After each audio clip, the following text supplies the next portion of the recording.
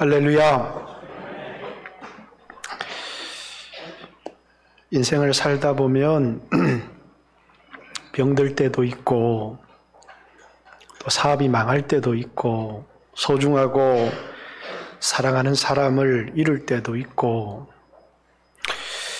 너무너무 두려워 어찌할 바를 모를 만큼 당황스러울 때도 있고, 그렇지만 언제나 주님은 우리를 알고 계시고 우리의 형편을 알고 계십니다. 그래서 그것이 우리에게 얼마나 큰 위로가 되어지는 줄을 모릅니다. 우리 옆 사람에게 인사할 때 주님이 당신과 당신의 사정을 알고 계십니다. 이렇게 인사 한번 나누겠습니다.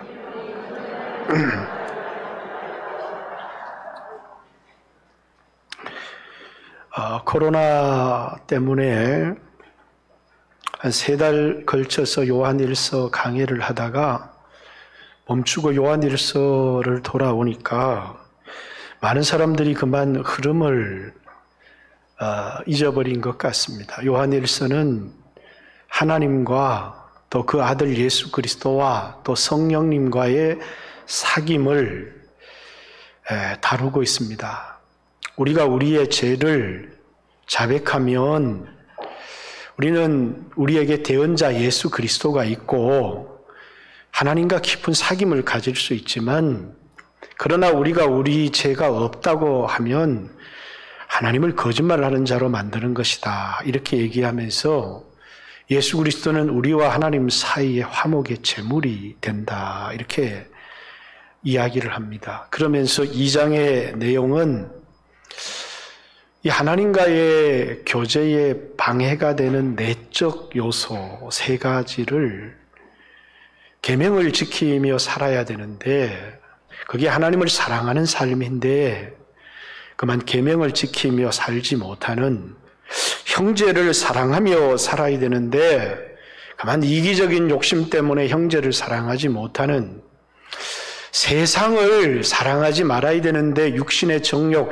안목의 정욕, 이생의 자랑 때문에 세상 사랑과 계명을 지키지 못하는 삶과 형제를 사랑하지 못하는 이 3가지 우리 안에 있는 욕심과 이기심 때문에 하나님과의 사귐이 깨어질 수 있는 요소들이 우리에게 있는 것을 나누었고, 그리고 오늘 이제 18절부터 29절까지는 우리 안에 있는 죄성이나 욕심 때문이 아니라 바깥에 있는 위험에 대한 이야기를 우리에게 경고해 주고 있습니다. 그래서 18절부터 29절에 걸쳐서 여러분에게 3번을, 첫 번째는 지금 우리에게 있는 위험이 어떤 것인지를, 두 번째는 이 위험을 인식할 수 있도록 하나님이 우리에게 주신 특별한 능력, 성령의 기름 부으심에 관해서, 그리고 이 위험에서 우리를 이기게 할 수 있는 방법, 진리의 말씀에 대해서, 그래서 3주에 걸쳐서 여러분과 18절부터 29절까지의 말씀을 나눌 겁니다. 오늘 여러분과 나눌 말씀은 지금 우리에게 있는 위협이 되어지는, 우리에게 있는 외부적인 위험에 대한 말씀입니다. 18절, 아이들아 지금은 마지막 때라. 적그리스도가 오리라는 말을 너희가 들은 것과 같이 지금도 많은 적그리스도가 일어났으니 그러므로 우리가 마지막 때인 줄을 아노라. 지금이 말세다, 그 말입니다. 말세의 증거가 뭐냐면 많은 적그리스도들이 일어났기 때문에. 그런데 이제 많은 사람들이 말세라는 것을 이용해서 이제 다른 사람들을 당황하게 하고 이런 많은 일들이 교회사에 있었습니다. 그러나 성경에서 말하는 말세는 히브리서 1장에 하나님께서 이제 여러 부분과 여러 모양으로 우리 조상들에게 말씀하셨던 하나님이 이 말세의 이 마지막 때에 우리에게 아들로 말씀하셨다 이렇게 말하죠. 성경에서 말하는 말세는 뭐라고요? 예수 그리스도의 초림에서부터 예수 그리스도의 재림의 시간까지를 통틀어서 마지막 때, 말세 이렇게 얘기를 합니다. 그런데 정말 마지막 때가 있는데 그때에 나타날 중요한 인물이 있다는 겁니다. 그게 누구냐면 18절에 보면 아이들아 지금은 마지막 때라. 적그리스도 단수입니다. 적그리스도가 오리라는 말을 너희가 들은 것과 같이 이렇게 정말 인류의 마지막 때는 자기를 하나님이라고 지칭하는 적그리스도라는 인물이 나타난다는 겁니다. 그런데 지금은 마지막 때이기는 하지만 그 적그리스도 단수의 인물이 나타난 게 아니고 많은 적그리스도들이 있으니 지금은 마지막 때라. 그래서 보십시오. 적그리스도가 오리라는 말을 너희가 들은 것과 같이 지금은 많은 적그리스도들이 일어났으니 그러므로 우리가 마지막 때인 줄을 아노라. 자, 지금은 한 명의 인류 역사의 끝에 등장할 적그리스도의 때가 아니라 예수님께서 이 말세의 기간 중에 많은 사람들이 와서 내 이름으로 자기를 그리스도다 이렇게 얘기할 건데, 그래서 마태복음 24장에 그리스도가 여기 있다, 그리스도가 저기 있다 하여도 너희가 미혹을 받지 않도록 주의하라 이렇게 얘기를 하죠. 다시 말해서 말세의 기간에 나타나는 것은 많은 적그리스도가 나타나는데 정말 마지막 때에는 한 명의 적그리스도가 온다는 겁니다. 데살로니가 후서 2장. 자, 데살로니가 후서 2장입니다.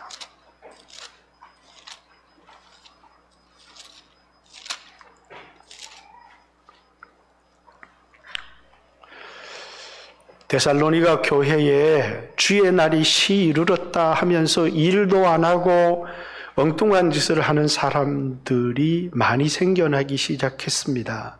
그들을 향해서 바울이 쓴 편지입니다. 형제들아, 우리가 너희에게 구하는 것은 우리 주 예수 그리스도의 강림하심과 우리가 그 앞에 모임에 관하여 영으로나 또는 말로나 또는 우리에게 받았다 하는 편지로나 주의 날이 이르렀다고 해서 쉽게 마음이 흔들리거나 두려워하거나 하지 말아야 될 것이다. 누가 내게로부터 편지를 받았다고 하면서 주의 날이 곧 올 거다. 그래서 너희를 흔들리게 하는 일이 있어서는 안 될 거다.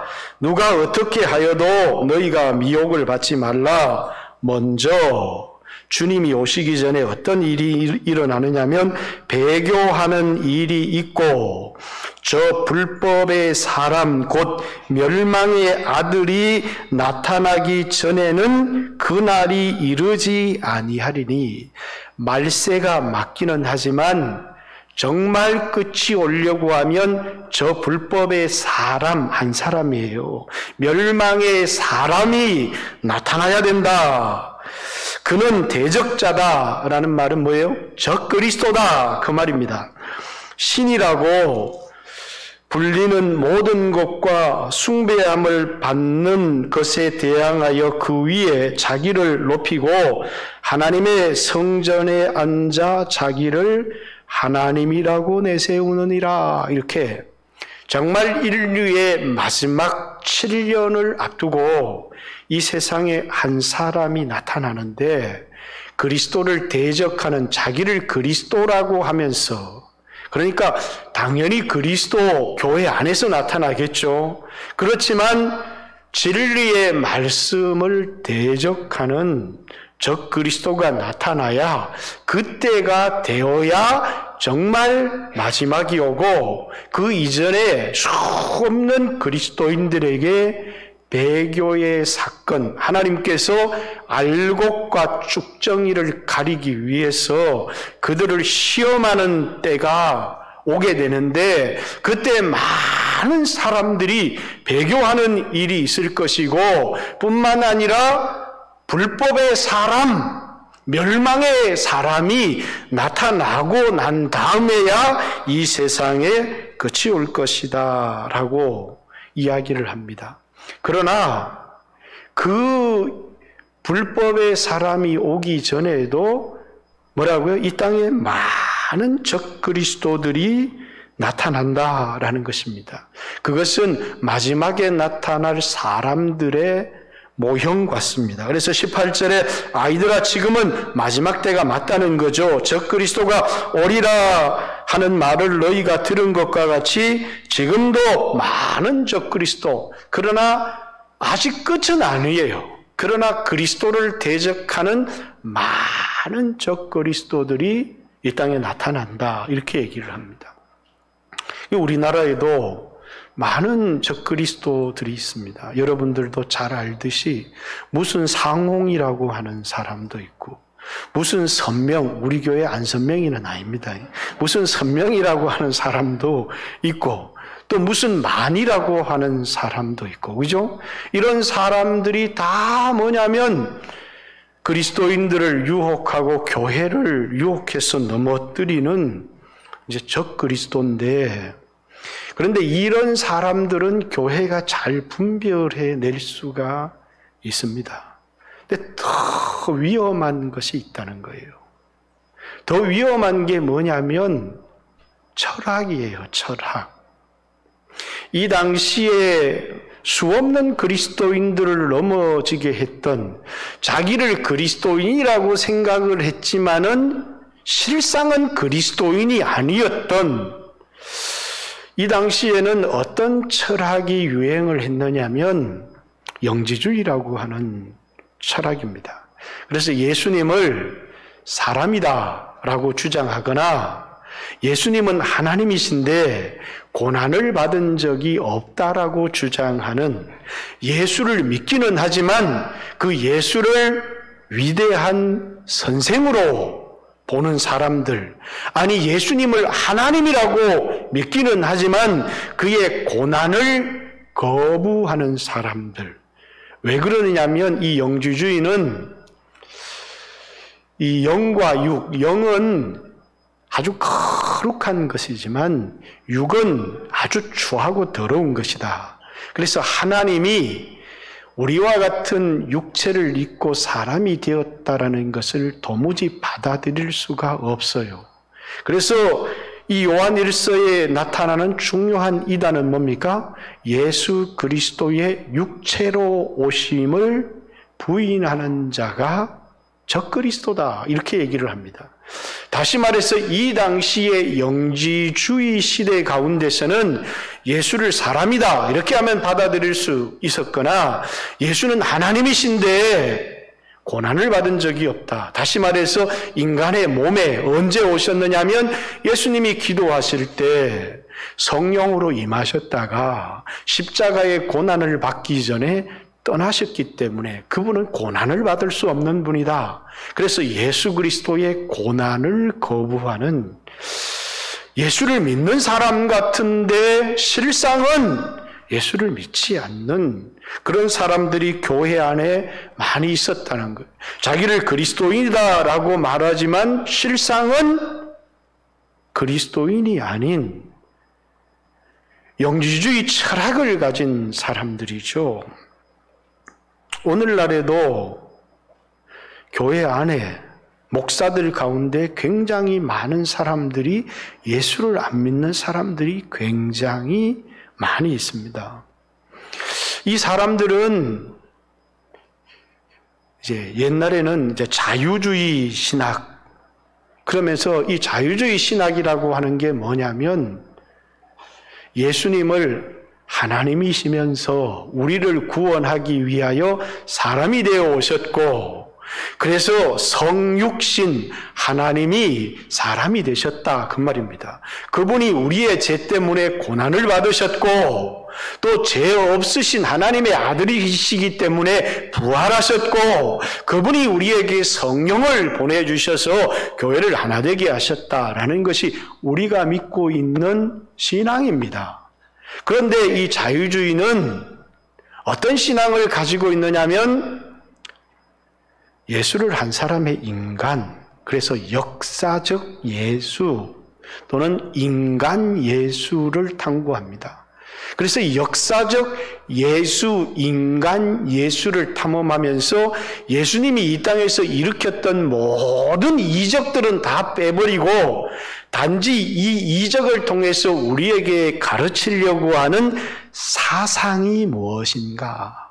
그래서 예수의 가르침, 그 가르침을 이용해서 농민운동을 하기도 하고 해방운동을 하기도 하고 이러지만 이 사람들은 예수를 인간 예수의 가르침을 따르는 사람들이지 오늘 우리가 믿는 예수님이 하나님이시면서 우리와 같은 육체를 입고 이 세상에 오셨고 우리의 죄를 위에서 고난을 받으셨고 죄 없으신 하나님이시기 때문에 부활 승천하셨고 우리에게 성령을 보내주신 우리의 구원자로서의 예수를 믿지 않는다는 거예요.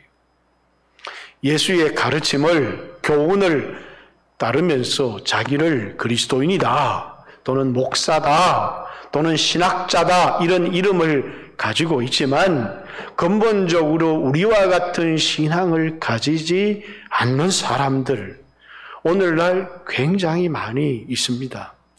뿐만 아니라 오늘 이 시대는 영주주의 시대는 아니지만 상대주의, 포스트 모더니즘의 시대에 살고 있습니다. 그래서 절대적인 진리를 부인하거나 아니면 구원은 예수 그리스도 한 분 외에 우리에게는 구원을 얻은 다른 이름을 우리에게 주신 적이 없다. 예수님이 내가 유일한 진리고 내가 유일한 길이고 성경에는 유일하다는 표현은 안 나와 있지만 이 요한복음 14장 6절에 내가 곧 길, 그렇게 그 길, 유일한 길, 내가 진리, 그 진리 앞에 정관사가 붙어 있어요. 유일한 진리, 유일한 생명, 내가 바로 그 길이고 그 진리고 그 생명, 너희들이 찾던 유일한 길, 유일한 진리, 유일한 생명이다. 이렇게 우리에게 선언을 했지만 오늘날 철학은 예수 믿는 사람에게만 구원이 있다라는 것을 아주 독선적이라고 생각을 하고 이걸 받아들이지 않습니다. 그래서 이제 우리나라에도 법을 만들겠다는 거예요. 차별금지법. 차별금지법이라고 하는 것은 단지 남녀가 불평등한데 그것 차별하지 마라 또는 성소수자 차별하지 마라 라고 하는 성소수자에 대한 차별이나 아니면 남녀의 차별, 그러니까 차별하지 말라는 말이 얼마나 좋은 것 같아요. 그러나 차별금지법이라고 하는 것은 다른 종교에 대한 어떤 차별도 해서는 안 된다는 거예요. 그래서 뭐 하지를 못하는 거예요? 전도하면 안 돼요.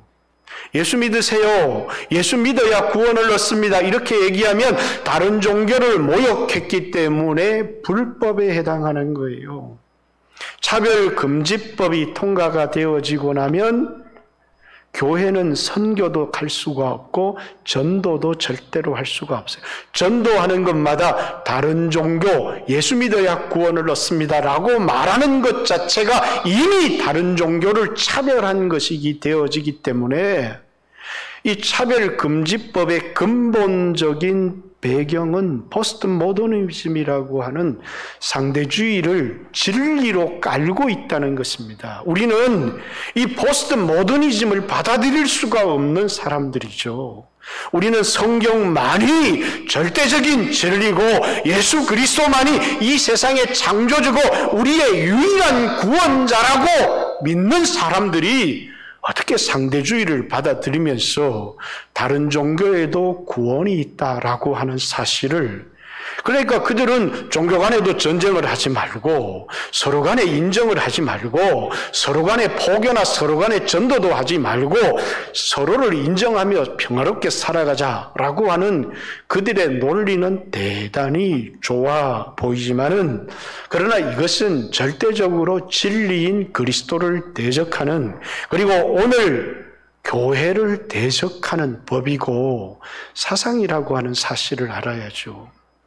근데 오래된 신앙의 사람들은 이것이 확고합니다. 그러나 오늘 젊은이들은 이 성경을 받아들이기에, 예수 그리스도를 영접하기에 너무나도 거북한 것이 많아요. 왜? 자기들이 가지고 있는 철학이, 자기들이 가지고 있는 사상이, 자기들이 가지고 이 세상에서 살아가는 문화가, 이 당시의 사람들은 영지주의라고 하는 철학 속에서 그리스도를 받아들이기가 너무나 어려웠고, 그래서 그리스도인이라는 이름을 가지고 있었지만 실제적으로 그들은 영지주의자들이었고, 오늘날 수없는 젊은이들이 교회에 있다고 할지라도 그들이 예수만이 유일한 구원이라는 것을 받아들이기를, 그래서 다른 종교도 인정해야 되지 않느냐, 이렇게 얘기하는, 다른 종교에도 구원이 있지 않느냐, 이렇게 얘기하면 그 젊은이는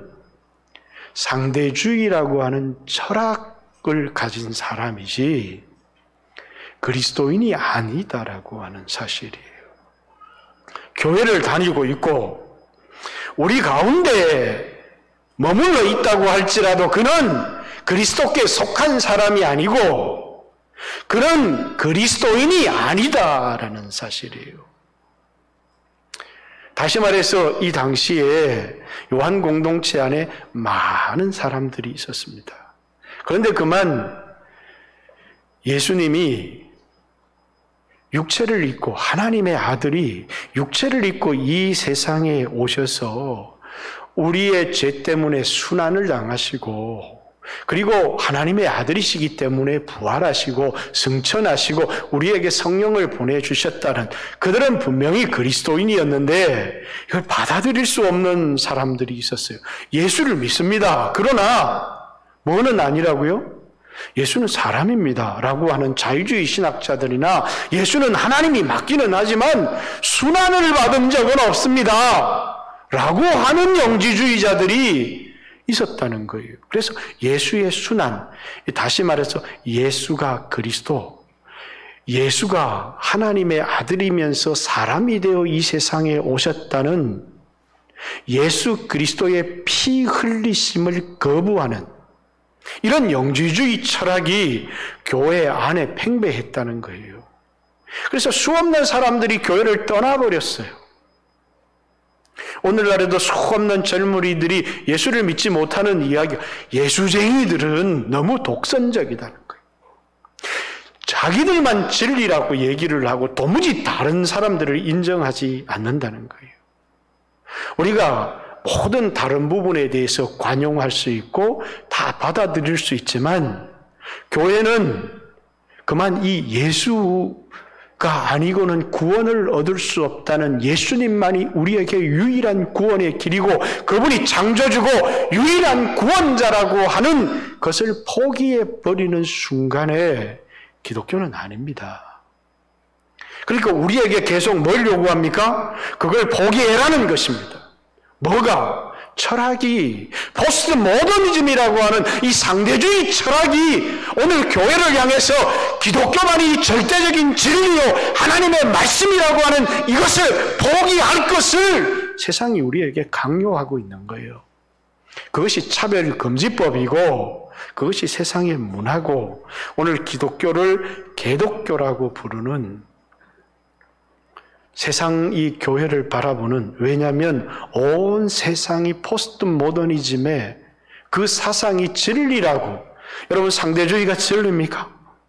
그러나 그 사람들은 이미 이 상대주의에 물들어 있기 때문에 상대주의에 물든 사람들이 예수 그리스도를 유일한 구원자로 받아들일 수 없는 겁니다.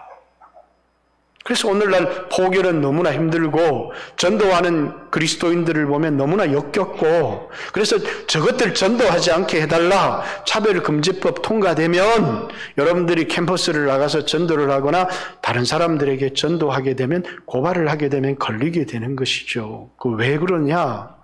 그들은 절대적인 진리, 상대주의라고 하는 철학 위에서 이것이 절대적인 진리다라고, 상대주의가 진리라고 하는 그 바탕 속에서 법을 만들기 때문에 그런 것입니다. 기독교가 계속해서 이건 역차별이다, 역차별이다 아무리 주장해도 그것을 들으려고 하지 않죠.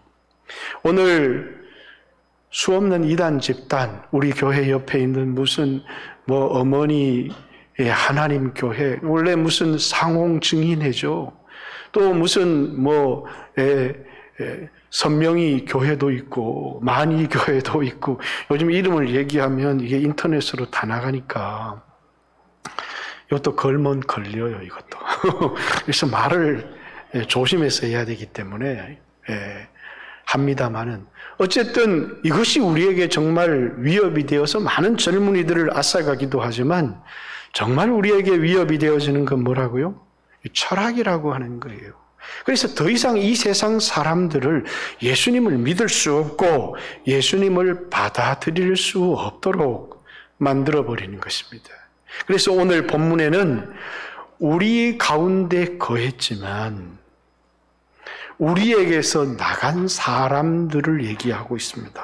19절, 그들이 우리에게서 나갔으나, 영지주의자들입니다. 우리에게 속하지 아니하였나니, 만일 우리에게 속하였더라면 우리와 함께 거하였으려니와 그들이 나간 것은 다 우리에게 속하지 아니함을 나타내려 합니다. 이렇게 얘기합니다. 우리 가운데 거하였지만 우리에게 속하지 아니한 사람들이 있었다라는 것이죠. 마지막 대지에 얘기하겠지만, 디모데도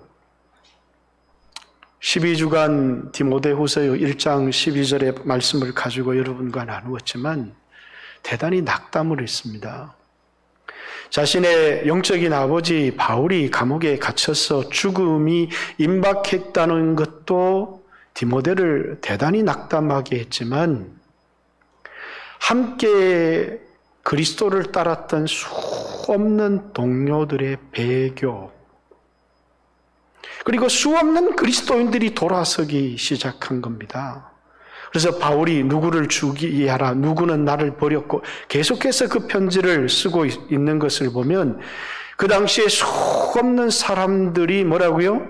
배교하는 일들이 있었고, 또 기독교의 교리를 버리는 사람들도 있었고, 또 예수 그리스도에 대한 충성을 버리는 사람들도 있었습니다. 한 나라, 한 국가 속에서 기독교가 수적으로 엄청나게 증가할 때가 있습니다. 그래서 우리 대한민국도 기독교 역사 이래 가장 급성장한 나라였습니다. 1200만, 4천만, 지금은 대한민국 인구가 5천만을 조금 넘었지만 이제 4천만일 때 1200만의 그리스도인이 있다고 할 만큼 이 땅에 많은 그리스도인이 있었고, 이제는 1000만, 어떤 사람은 800만, 또 어떤 사람은 700만, 아주 적게는 600만까지 그리스도인의 수를 보는 사람이 있습니다. 국가 통계로는 700만 정도가 그리스도인이다, 이렇게 이야기를 하는데, 여러분, 이 수가 늘어날까요? 줄어들까요? 아마 이 수는 점점 더, 우리는 통계를 보고 수를 보고 기독교의 위기다. 기독교의 위기는 사람의 수가 줄어들어가는 것도 위기가 아니고 교회가 적어지는 것도 위기가 아닙니다. 교회를 교회되게 하는 것은 사람들은 많은 사람들이 믿으면 이것이 진리인가 보다 이렇게 생각하지만 정말 구원을 얻는 사람, 정말 참된 믿음을 가진 사람은 주님은 언제나 뭐라고 얘기했느냐면 소수일 것이라는 사실을 성경에서 우리를 가르쳐주고 있죠. 마지막에 남은 자에 대해서 여러분들에게 이야기를 하겠지만 우리에게 가장 중요한 건 뭐냐면 복음의 순수성이에요. 우리가 믿고 있는 이 복음을 우리는 끝까지 지켜나갈 수 있는지, 이런 문화 속에서, 이런 철학 속에서, 이런 사상 속에서, 세상의 비웃음 속에서 우리는 끝없이 예수가 하나님이시면서 우리와 같은 사람으로 이 세상에 오셨고 나의 죄 때문에 십자가에서 순환을 받으셨고 죄가 없으신 하나님이시기 때문에 부활하셨고 승천하셔서 우리에게 성령을 보내주셨고 예수 믿는 사람들마다 죄가 사하여지고 하나님의 백성이 되고 자녀가 되어진다. 이 땅을 나그네처럼 살아가지만 이 세상이 끝나고 난 다음에 우리를 위하여 준비한 영원한 집이 있다라고 하는 우리의 신앙 자체가 흔들리지 말고 순수해야 될 것인데 이 세상의 종교로 전락해버리기도 하고 뿐만 아니라 그냥 철학, 하나의 문화처럼 하나의 좋은 가르침으로 전락해버린다면 이미 신학교의 85%, 신학 교수들의 90%는 물들었습니다. 한국교회도 저는 한 85%는 이 교리적인 순수함을 지켜가고 있다고 생각해요. 그래도 아직 교회는 건강하죠. 그래서 교회가 얼마 전에도 보니까 이 성소수자 지지했던 목사를 파면하기도 하고 세상이 막 난리를 피우지만 교회는 진리를 지켜가기 위해서 너는 목사 아니다. 목사라는 이름 달고 다른 사람 현혹하지 마라. 그러면서 목사직을 파면하기도 하고 세상 사람들은 어떻게 생각할지 모르지만 도리어 이런 사람들이 교회를 공격하기 시작을 했습니다. 교회를 공격한 게 뭐냐면 물질적으로 타락했다. 성적으로 타락했다. 그렇습니다. 교회는 물질적으로 성적으로 타락해서 세상으로부터 엄청나게 공격을 받기 시작하는데 그 공격한 사람들은 물질적으로 성적으로 타락한 사람이 아니냐? 타락한 사람일 뿐만 아니라 더 무서운 것은 사상적으로 타락한 사람이라는 거예요. 우리나라 두 정치 집단이 있습니다. 물론 다른 정치 집단이 있지만 두 정치 집단 다 부패하고 타락했습니다. 한 정치 집단은 뭐라고요? 성적으로 물질적으로 기득권 지키려다가 타락한 집단이고 한 집단은 뭡니까? 사상적으로 완전히 타락한 기독교적인 입장에서 보면 사상적으로 진보는 사상적인 타락 그리스도인들에게 가장 위협이 되는 무서운 세력이 되었고 보수는 물질적으로 도덕적으로 타락한 사람들이 되었습니다. 물질적으로 도덕적으로 타락한 사람들은 빨리 갈아야 소망이 있는데 자리를 내놓으려고 하지 않으니까 문제가 되죠. 그래서 다 오늘날 교회도 세상으로부터 끊임없이 공격을 받게 된 중요한 이유가 뭐냐면 교리적인 타락이 없었는데 그만 성적으로 타락해버렸고 물질적으로 타락해버렸어요. 교회가 세상을 이기려고 하면 징계를 받고 어려움을 당하면서 우리 자신을 정결케 하고 우리 자신을 깨끗하게 하지 않으면 우린 세상을 이길 수가 없습니다. 복음의 순수성을 지키기 위해서 이 복음을 지키기 위해서 우리 자신이 희생하는 사람이 돼야 되고 거룩한 성도가 돼야 되는 것입니다. 뿐만 아니라 교회에게 있는 이 위협은 사상적 위협뿐만 아니라 이제 실질적인 법을 제정하기도 하고 세상으로부터 공격을 받아서 이젠 실질적인 위협이 되는 시대가 점점 우리에게 다가올 거라는 거예요. 초대교회도 영지주의라고 하는 공격뿐만 아니라 이제는 국가 권력으로부터 탄압을 받기 시작한 겁니다. 그때 많은 사람들이 처음에는 영주주의 사상 때문에 무너지는 사람들이 있었고 그 다음에는 교회가 주님에 대한 절개, 충성을 지켜야 되는데 그만 세상 권력으로부터 핍박과 이 고난을 당하면서 교회가 지켜야 될 충성심, 그리스도에 대한 절개를 버려버린 사람들, 그게 배교하는 일입니다. 주님은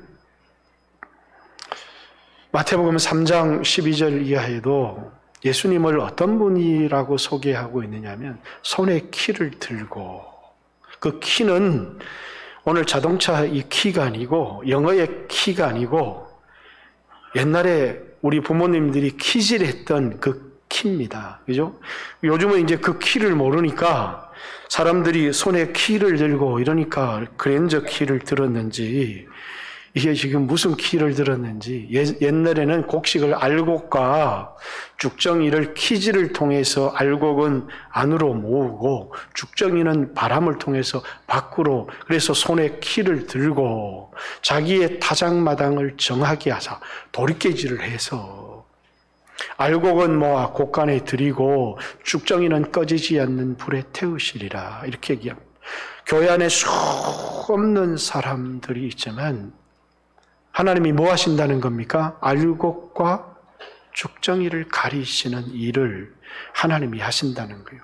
그게 바로 시험의 때고 교회에 찾아오는 위기의 때라는 사실입니다. 나는 예수님을 믿지만 이 시험의 때, 위기의 때가 되면 내가 신앙을 지킬 수 있을까?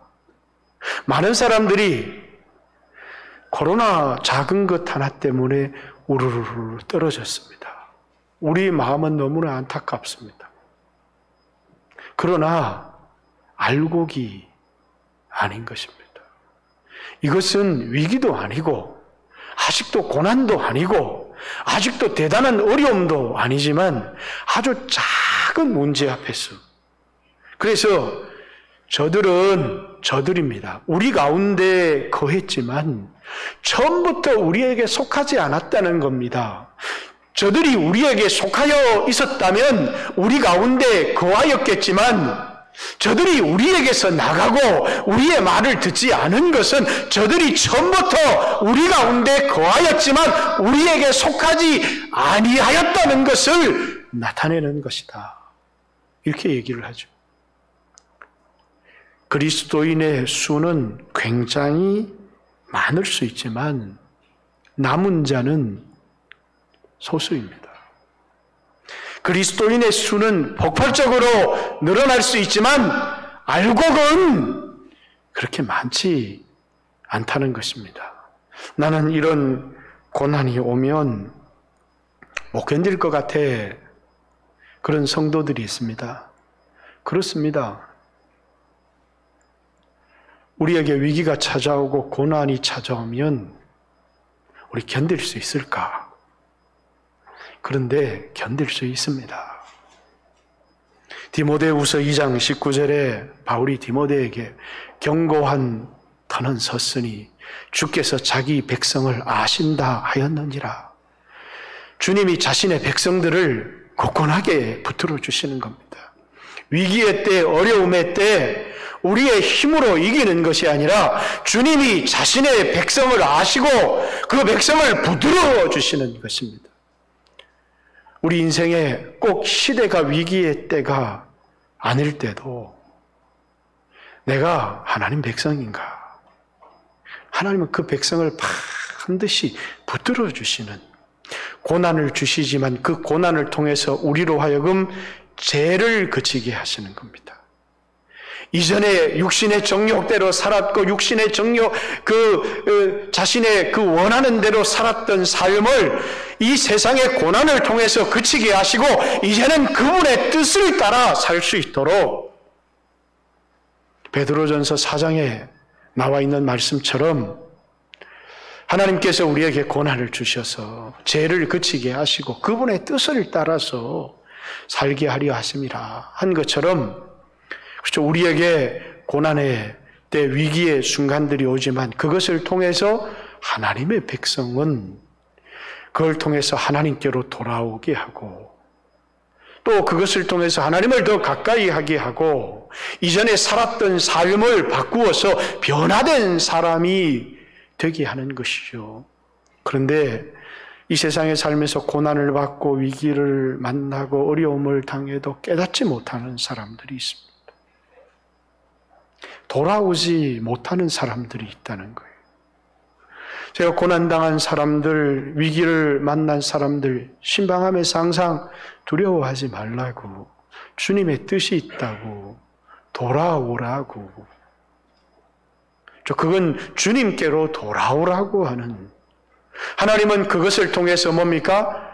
육신의 정욕의 삶을 그치게 하고, 죄악된 삶을 그치게 하고 그리스도께로 돌아오게 해서 그분의 뜻을 따라 살게 하는 삶을 살게 하기 위한 것이죠. 그 사람들은 뭐라고요? 알곡입니다. 키질을 당하지만, 시험의 때를 만나지만, 고통의 순간들을 만나지만 알곡은 그리스도께로 나오는 것이고 하나님 가까이 나오는 것이죠. 그러나 쭉정이는 날아가는 것입니다. 멀리 떨어져 버리는 것이죠. 하나님은 세상의 말세가 가까울수록 엄청난 성령을 부으셔서 수없는 사람들을 추수하는 때가 있습니다. 그러나 추수하는 때만 있는 것이 아니라 그들의 믿음을 테스트하는 시험의 때가 있고, 고통의 때가 있고, 위기의 때가 있다는 사실입니다. 이 고통의 때, 시험의 때, 위기의 때, 어떤 그리스도인이건 이런 때를 경험하지 않는 사람들이 있습니까?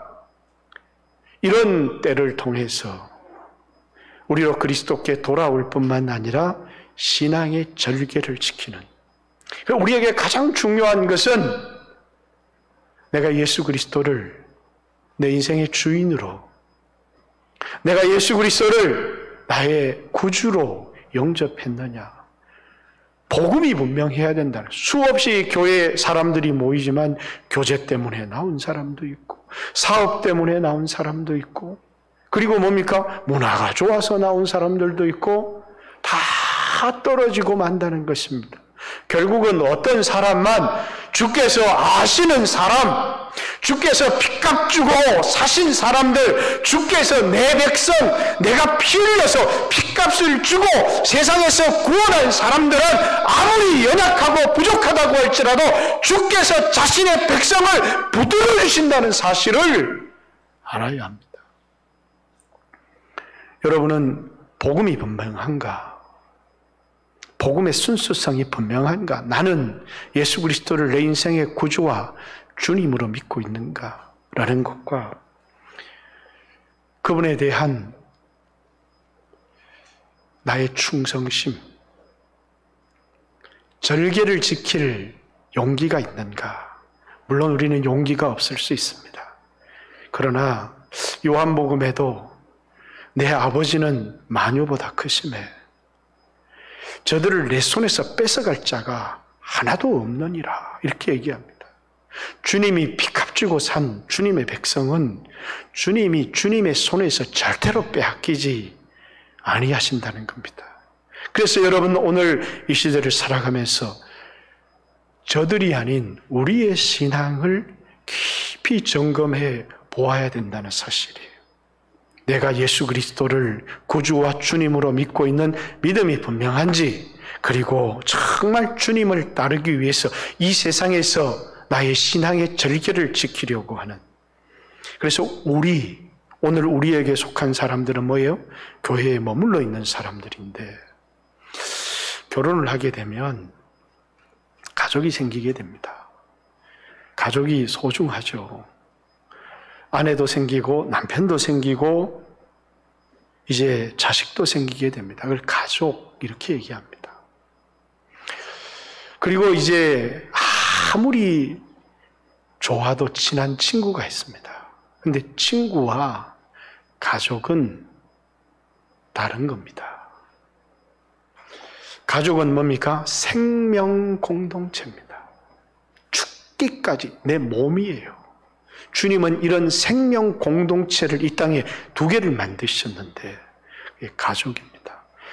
부부가 결혼해서 한 몸이 되는 거예요. 죽도록 사랑하는 생명 공동체예요. 교회입니다. 예수를 믿어서 한 몸이 되게 하는 생명 공동체죠.